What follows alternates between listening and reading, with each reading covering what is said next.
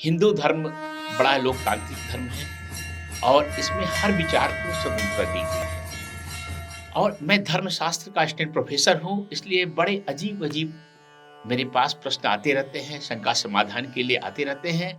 तो एक बड़ा रोचक प्रश्न आया है और अगर हिंदू धर्म के अनुयायी हैं, तो इस जो मैं विचार मंथन करने वाला हूँ, इसको पूरी तरह बहुत ध्यान सुनिएगा, क्योंकि यह केवल एक प्रश्न नहीं है, बल्कि यह बहुत सारे हमारे हिंदू धर्म की गुत्थियों को सुलझाने की एक कड़ी भी हो सकती है। तो मेरे सामने बार-बार प्रश्न आता है कि एकादशी के दिन चावल का निषेध है कि नहीं?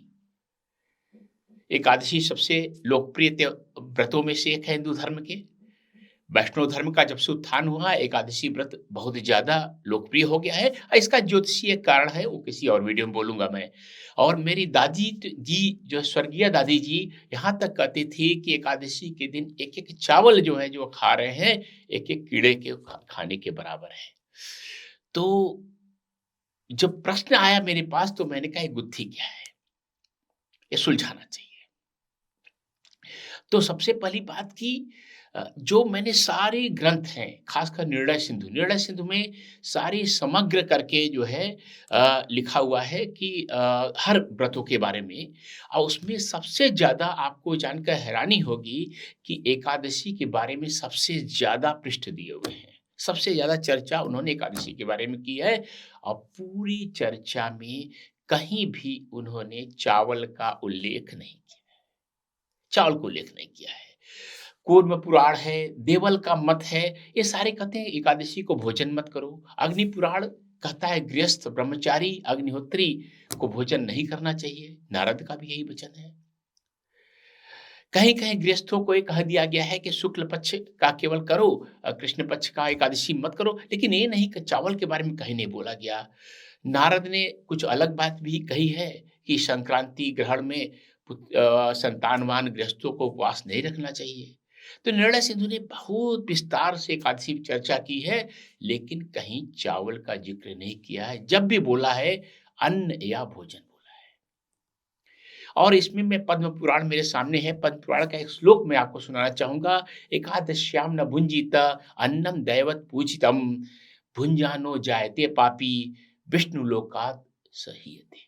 इसका बड़ा साधारण अर्थ है कि एकादशी के दिन आपको अन्न का ग्रहण नहीं करना चाहिए और अगर भोजन करेंगे तो पाप ग्रह होगा, आप विष्णु लोक में आप नहीं जा पाएँगे। तो सारा जो निर्णय सिंधु के पृष्ठ हैं और ये पद्म पुराण का श्लोक भी मैंने बोला, ये चावल लिख सकते थे, तंडुल लिख सकते थे, लेकिन कहीं नहीं लिखा है।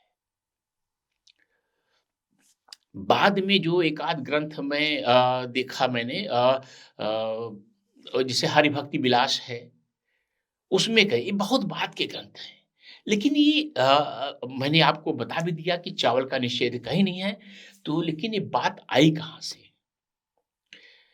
कभी आप उत्तर प्रदेश, पंजाब या उत्तर भारत के कई जो है जगह जाएँगे, तो आपसे ऐसे नहीं कहेंगे कि खाना खा लो, भोजन कर लो, वो कहेंगे रोटी खा लो।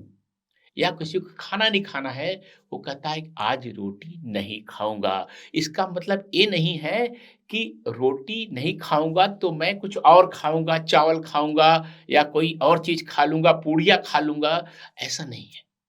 उसका मतलब है खाना नहीं खाना है।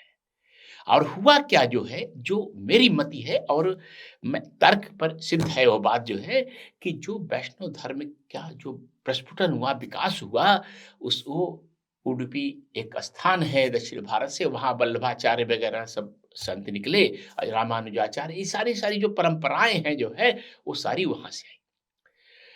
तो वहाँ पर दक्षिण भारत में जिस चावल मुख्य आहार, तो सामान्य भाषा में बोला गया एकादशी के दिन चावल नहीं खाना है। इसका मतलब एकादशी के दिन भोजन नहीं करना है। बाकी दिन चावल खा लो। आज चावल नहीं खाना है। चैतन्य महाप्रभु बंगाल से आए। बंगाल में, पुरी में, जगन्नाथपुरी में हर जगह चावल ही मुख्य आहार। तो जब ये बोला गया होगा संतों के द्वारा कि चावल नहीं खाना बाद में, तो इसका मतलब है खाना नहीं खाना। उसी तरह से जैसे उत्तर भारत में रोटी नहीं खाना का एक मतलब यही होता है। इसका मतलब ये नहीं कि उल्टा-पुल्टा कुछ भी खा लो। चावल के अतिरिक्त सारी चीज़ें खा लो। तो वास्तव में जो यथार्थ तथ्य है एकादशी के बारे में कि चावल का कोई निषेध नहीं है, भोजन का निषेध है। अगर आप व्रत रखते हैं, कोई भी अन्न ग्रहण न कीजिए। जैसा मैंने पद्म पुराण का श्लोक में लिखा, अन्न शब्द का प्रयोग किया गया, अन्न चावल नहीं होता है।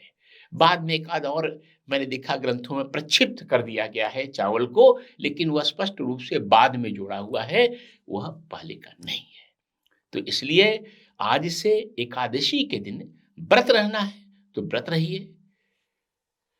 अगर अन्न मत खाइए, प्रयास कीजिए कि फल केवल खाएं, वो भी अपक्व यानी बिना पका हुआ। दूध का ग्रहण कर सकते हैं।